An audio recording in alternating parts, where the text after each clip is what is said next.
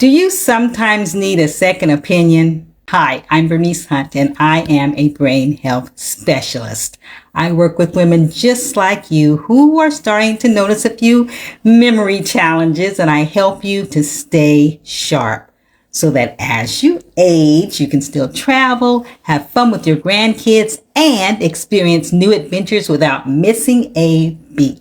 As a brain health coach, I get to reinforce the importance of engaging your brain. Now, most people already know something about engaging their brain, and they'll tell me about their jigsaw puzzles or crossword puzzles or their brain games that they play. Other people also know to include social interaction and to hang out with people, family and friends, and interact with them socially. And those two are very important things to engage your brain. But a lot of people overlook or don't even recognize the other aspect of engagement, which is spiritual. There's a spiritual component to engaging your brain. And some of you may have caught my video I did a few days ago. If you're not, you can go back and catch it on YouTube or on my Facebook page. And we were talking about the spiritual realm with regards to brain health. So if you didn't catch it, go back and find it on there, because tonight I wanted to talk more about the research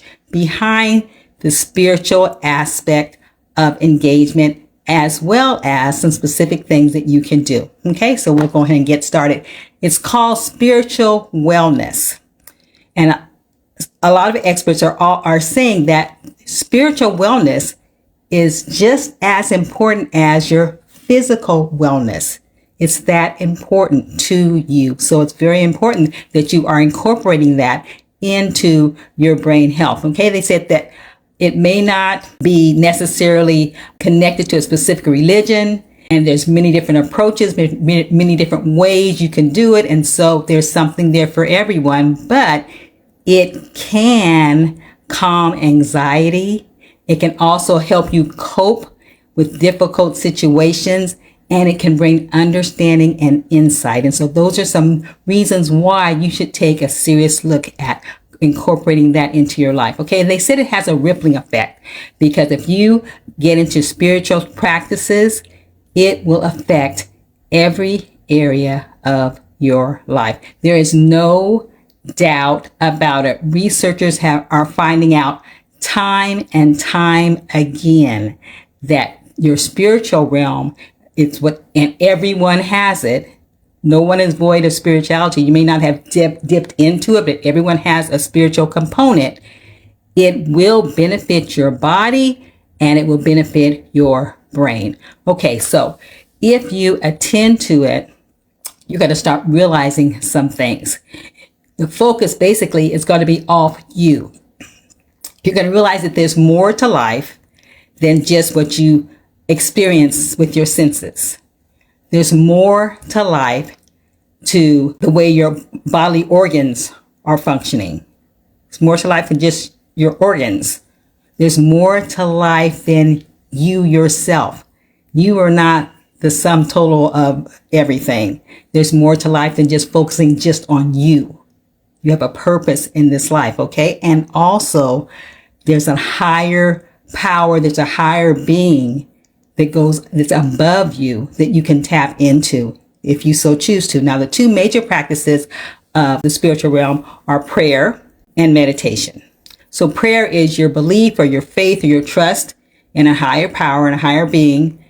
Meditation is your focus on a specific thing, excluding other things for that period of time. Okay, so we can talk about focusing on sound. You can talk about focusing on objects. You can talk about focusing on sensations. You can talk about focusing on feelings. And my personal favorite to focus on is scripture. So there is something there with meditation for everyone. And there have been proven benefits of doing those various things. But the thing is that you can find a way to tap into your spiritual side. Okay, so regarding prayer, did you know that there are over 1,200 studies and counting on how godly faith brings a health benefit to it? They see that people with godly faith, that they have protection, more protection from illnesses. They're better able to cope with difficult situations.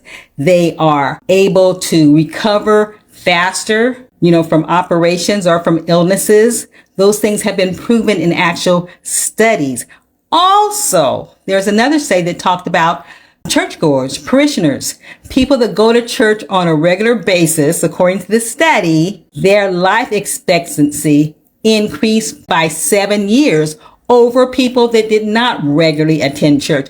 And if you were a Black parishioner, that number went up to 14 years. 14 years of more life by being a regular attendee at a church. Okay, so I thought that was pretty interesting. Other studies were showing that believers are better protection against different psychoses. Like I said, they can cope better in situations, lower depression, better relationships with other people, higher self-esteem.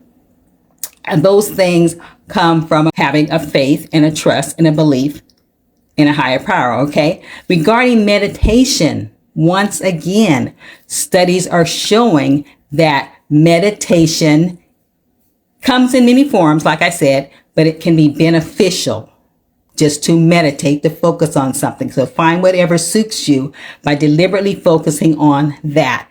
Now, the more that you do it, the better that you get. And the meditation process creates a calmness. It clears your mind. It improves your concentration, all of which will lower your stress levels. And studies also show that 60 to 90% of patient visits are stress related. 60 to 90%. So whatever you can do to reduce that stress is going to help you in terms of illnesses and calamities and all those kinds of things. So that's what we want to do. In fact, there's another study that talked about the actual practice of it. And it said that if you meditate, whatever form you're going to choose, if you meditate for 10 to 20 minutes twice a day, it will reduce your heart rate. It will lower your high blood pressure.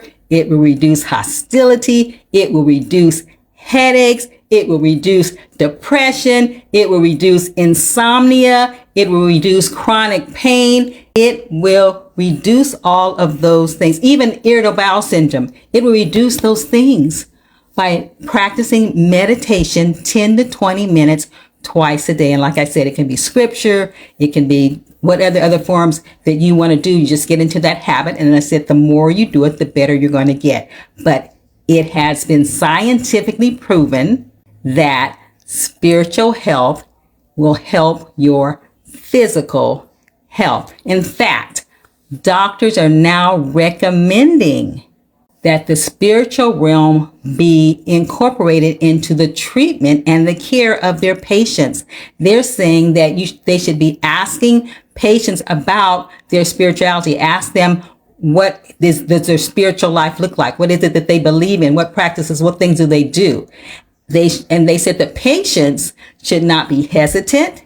They should also not be embarrassed about talking to their doctor about their spirituality. And they said the very best scenario is when you get a patient and a doctor who are in sync regarding spirituality. And so I thought that was very important as well, because they say that your spiritual health affects how you feel and how you heal. Proven fact, guys. So exciting. I need to tell you about my husband Oliver's experience before I go. This was several years back, and he was in the hospital in ICU with sepsis and some dysfunctioning kidney issues. And during that time he was in there, a whole lot of prayer went up. A whole lot of prayer that the nurses were aware of what was going on. The doctors were aware that it was going on, because it was going on practically non-stop. Okay, and so he was in there.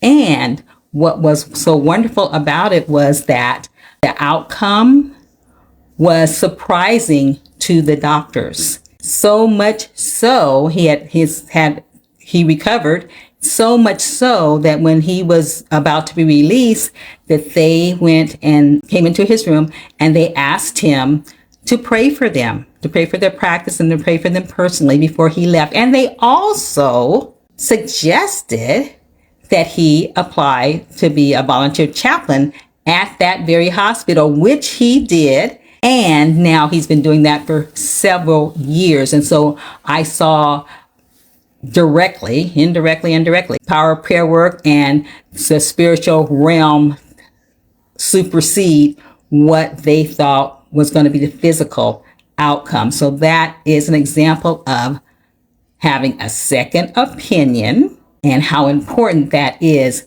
in your lifestyle. So guys, I want to tell you that with the new year that's quickly coming upon us, our Better Brain free master classes will be starting back up. And so if you want some new information on tips for brain health, which also, as I said, involves the spiritual aspect, I invite you to go to the website, keepyourbrainsharp.com, or to click on the link that I'm going to leave for you for the registration page to see what the days and times look like for my free Better Brain classes that will start up after the holidays. So I hope to see you soon.